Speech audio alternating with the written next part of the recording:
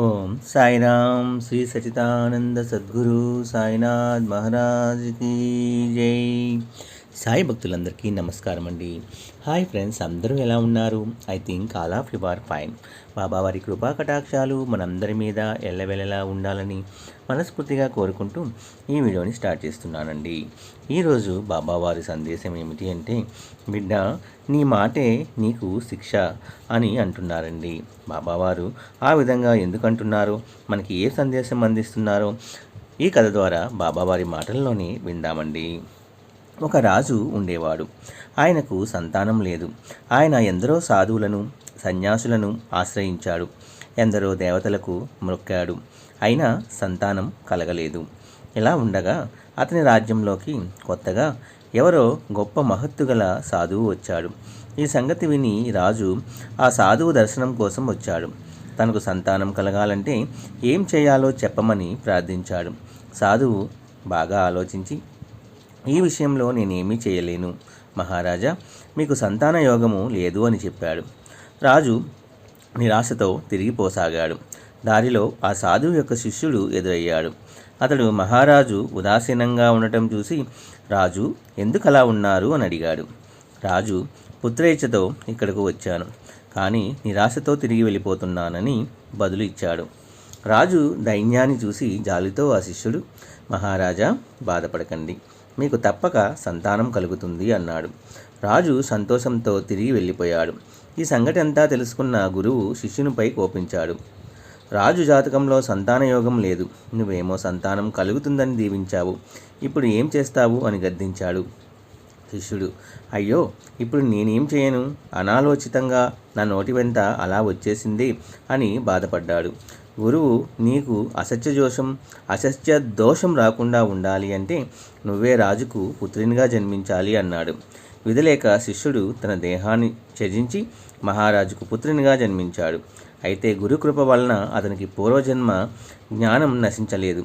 రాజకుమారుడికి అన్నీ శుభలక్షణాలే గాని మాట మంతి లేకుండా ఉండేవాడు.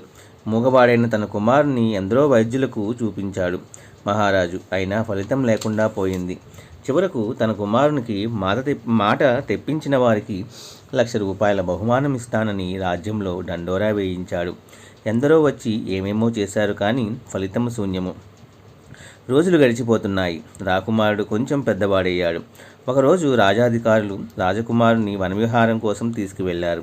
అక్కడ ఒక బోయవాడు పక్షులను కొట్టడానికి మాటు వేసి కూర్చున్నాడు. కానీ అతనికి ఒక పిట్ట కూడా కనబడలేదు. ఇంతలో ఒక పిట్ట చెట్టు మీద కోకువలాడింది. అంతే, వేటగాడు పిట్టను గమనించి దాని బాణంతో కొట్టాడు. అది విలవిలలాడుతూ నేలపై పడి చనిపోయింది. ఇదంతా చూసిన రాజకుమారుని నోట అప్రయత్నంగా మాట్లాడితే మరణమే అనే మాటలు వెలువడ్డాయి. అతడి వెంటనున్న రాజాధికారులు రాజకుమారుడు మాట్లాడడం చూసి ఆశ్చర్యపోయారు.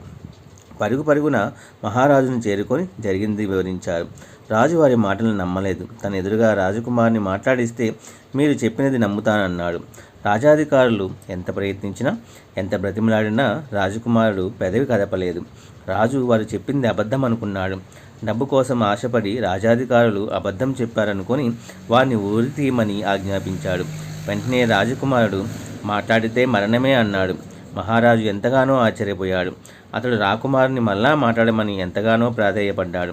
చివరకు రాకుమారుడు, మహారాజా, నేను పూర్వజన్మలో మీకు సంతానం కలుగుతుందని దీవించిన సన్యాసిని.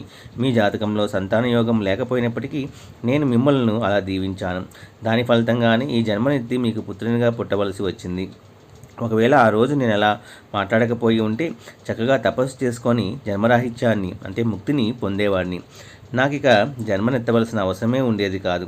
పక్షి కూడా ఏ శబ్దము చేయకుండా మౌనంగా ఉండి ఉంటే దాన్ని బోయవాడు చంపేవాడు కాదు.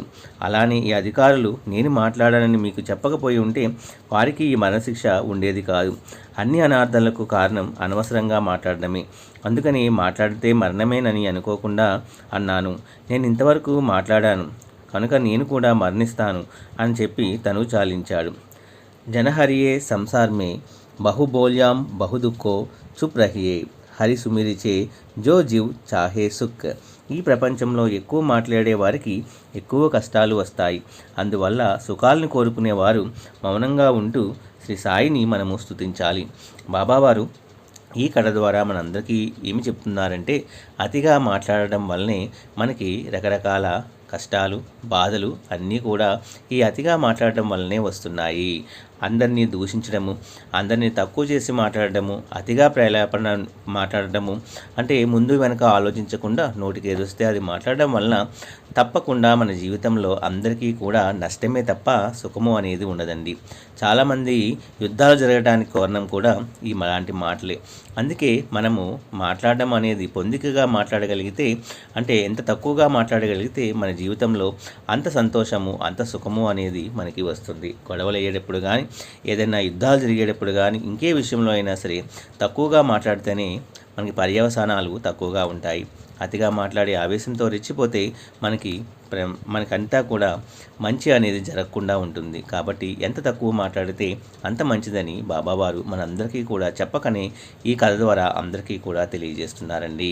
నా వీడియోస్ కనుక మీ అందరికీ నచ్చినట్లయితే please like, share and subscribe and support my channel. Om Sairam. Shri Sachidananda Sadguru Sainath Maharaj కీ జై.